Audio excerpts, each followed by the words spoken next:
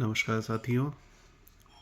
आज हम बात करेंगे विधि में, लॉ में प्रयोग होने वाले कुछ ऐसे शब्दों की जो अपनी भाषा की क्लिष्टता के कारण आम जनमानस को समझने में थोड़ी सी कठिनाई आती है। वो विधिक कार्रवाई में नियमित रूप से यूज़ होने वाले शब्द हैं जिन्हें सरलता से हम जानेंगे। इस कड़ी में पहला शब्द है जामा तलाशी।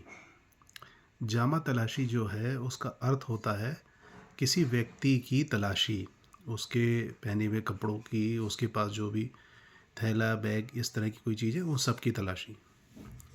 दूसरा शब्द है खाना तलाशी। बहुत ही इंटरेस्टिंग शब्द है खाना तलाशी। खाना तलाशी हम सामान्य रूप से सुनेंगे तो समझेंगे कि जैसे खाने की तलाशी ली जाएगी, लेकिन ऐसा नहीं है।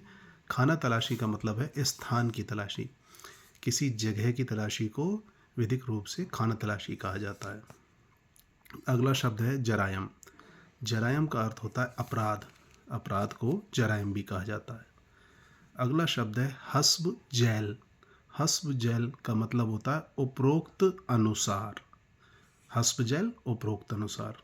अगला शब्द है जुर्म दफ़ा। जुर्म दफ़ा का मतलब है वो धारा, अपराध की वो धारा जिसके अंतर्गत मामला पंजीकृत किया गया है। अगला शब्द है हमारा थाना हाजा। थाना हाजा का मतलब वो संबंधित थाना जहाँ पे कार्रवाई की गई है, थाने पर उपस्थिति। अगला शब्द है हमारा मसरूखा। मसरूखा मुकदमे का गया माल। मसरूखा मतलब जो मुकदमा है उसमें जो माल मुकदमा बनाया गया है उसको मसरूखा कहा जाता है। अगला शब्द है हमारा जुदा खाना। जुदा खाना का मतलब है अलग से, कोई अलग से उसमें एडिशनल कार्रवाई की गई है या कुछ भी और चीज़ें प्राप्त हुई हैं तो उसके बारे में लिखना। अगला शब्द है हमारा बजा याफ्ता। बजा याफ्ता का मतलब है मुकदमे में बरामद माल। मुकदमे में जो माल बरामद हुआ है उसे बजा याफ्ता कहा जाता है।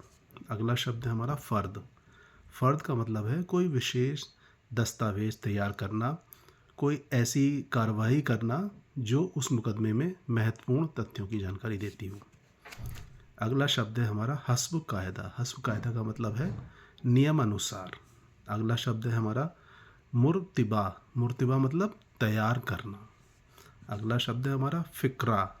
फ़िक्रा मतलब पैराग्राफ।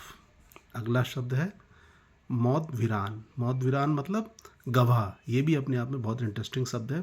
मौत विरान जो गवाह के लिए कहा जाता है। और आज की इस श्रेणी का अंतिम शब्द है अदम सबूत। अदम सबूत मतलब साक्ष्य के अभाव में। इसी तरह के और शब्दों के बारे में हम लोग आगे वीडियो में चर्चा करेंगे।